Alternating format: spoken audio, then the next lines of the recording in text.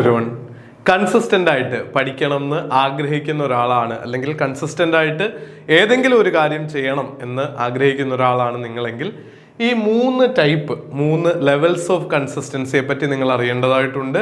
അതോടൊപ്പം തന്നെ അതിനെ ഇൻഫ്ലുവൻസ് ചെയ്യുന്ന ഫാക്ടറും എങ്ങനെ നാച്ചുറൽ കൺസിസ്റ്റൻസി എന്ന തേർഡ് സ്റ്റേജിലേക്ക് എത്താമെന്നും നിങ്ങൾ അറിയണം. iPlusന്റെ പുതിയൊരു വീഡിയോയിലേക്ക് സ്വാഗതം.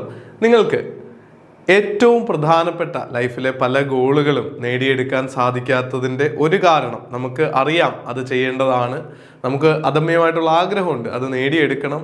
എങ്കിൽ പോലും ആക്ഷൻ ഓരോ ദിവസവും day in and day out നമുക്ക് കൺസിസ്റ്റൻ്റ് ആയിട്ട് എഫേർട്ട് എടുക്കാൻ പലപ്പോഴും പറ്റാത്തത് കൊണ്ട് തന്നെ റിസൾട്ടുകളിലേക്ക് എത്താതെ പോയിട്ടുണ്ടല്ലേ. അപ്പോൾ അതിന് ഹെൽപ്ഫുൾ ആവുന്ന ഒരു 3 ലെവലുകളെ പറ്റിയാണ് ഇന്നത്തെ ഈ സെഷനിൽ പറയുന്നത്. ആദ്യത്തെ ലെവലാണ് കൊയേഴ്സ്ഡ് കൺസിസ്റ്റൻസി, അതായത് നിർബന്ധപൂർവം കൺസിസ്റ്റൻ്റ് ആക്കാനായിട്ട് ശ്രമിക്കുക.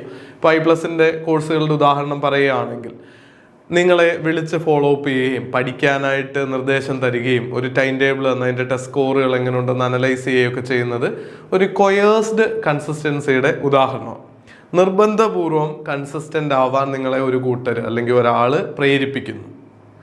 അടുത്ത ലെവൽ, ഈ രീതിയിൽ നിങ്ങൾ കുറച്ച് ദിവസം മുന്നോട്ട് പോവുകയാണെങ്കിൽ അടുത്ത ലെവൽ ഓഫ് കൺസിസ്റ്റൻസിയിലേക്ക് നിങ്ങൾക്ക് എത്താൻ സാധിക്കും.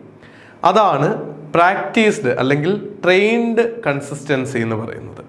ട്രെയിൻഡ് കൺസിസ്റ്റൻസി എന്താ? ഇപ്പോൾ ഒരു റൈറ്റർ അല്ലെങ്കിൽ ഒരു മ്യൂസീഷ്യൻ കുറേ നാൾ പ്രാക്ടീസ് ചെയ്ത് കഴിയുമ്പോൾ അവർക്ക് ഓട്ടോമാറ്റിക്കായിട്ട് ആ ഒരു റൈറ്റിംഗ് സ്റ്റൈലിലേക്ക് വരാൻ, അല്ലെങ്കിൽ ഫിംഗറിൻ്റെ പൊസിഷനുകളൊക്കെ ഗിറ്റാറോ വയലിനോ ഒക്കെ വായിക്കുകയാണെങ്കിൽ അത് നിങ്ങൾക്ക് പ്രാക്ടീസിലൂടെ കൺസിസ്റ്റൻ്റ് ആയിട്ട് മാറുന്നത് കാണാൻ പറ്റും.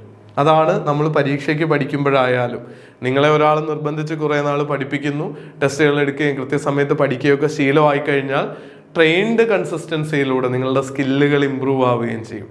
ഏറ്റവും ഒടുവിലത്തെ നാച്ചുറൽ കൺസിസ്റ്റൻസി എന്ന് പറയുന്നത്. നമ്മൾ കൊയേഴ്സ് എന്നുള്ള വാക്കൊക്കെ നിങ്ങൾ കേട്ടിട്ടുണ്ടാവും. ട്രെയിൻഡ് കൺസിസ്റ്റൻസി, ഏറ്റവും ഒടുവിലായിട്ട് നാച്ചുറൽ കൺസിസ്റ്റൻസി എന്നുള്ള സ്റ്റേജിലേക്ക് നിങ്ങൾക്ക് എത്താനാവും.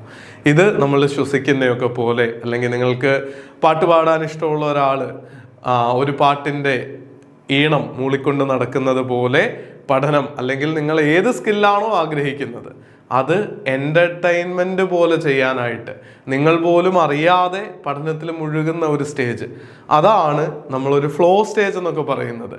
ആ ഒരു രീതിയിലേക്ക് നിങ്ങൾക്ക് എത്താൻ സാധിച്ചാൽ iPlusൻ്റെ ഒക്കെ ട്രെയിനിങ് നിങ്ങളെ അതിലേക്ക് ഗൈഡ് ചെയ്യാൻ പര്യാപ്തമാണ്.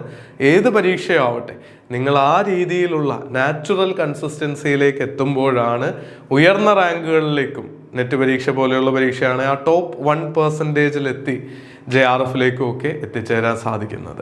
അപ്പോൾ കൊയേഴ്സ്ഡ് കൺസിസ്റ്റൻസിയിലൂടെയും ട്രെയിൻഡ് കൺസിസ്റ്റൻസിയിലൂടെയൊക്കെ കടന്ന് നാച്ചുറൽ കൺസിസ്റ്റൻസിയിൽ എത്താൻ സാധിക്കട്ടെ എന്ന് ആശംസിക്കുന്നു.